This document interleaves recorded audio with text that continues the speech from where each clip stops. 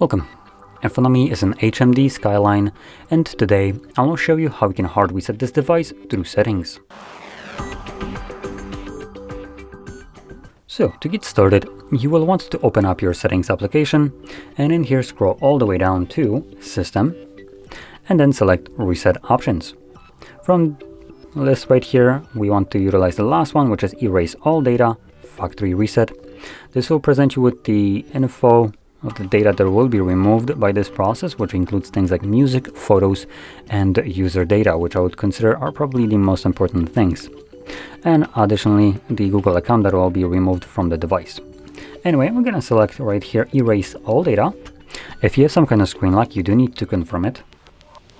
And once you do so, you can then confirm the factory reset by selecting Erase All Data for the second time. And this will now begin factory resetting your device. This process will take a couple minutes to finish up, and once it's completed, we will be presented with Android setup screen. So I'll be back once that is visible for me.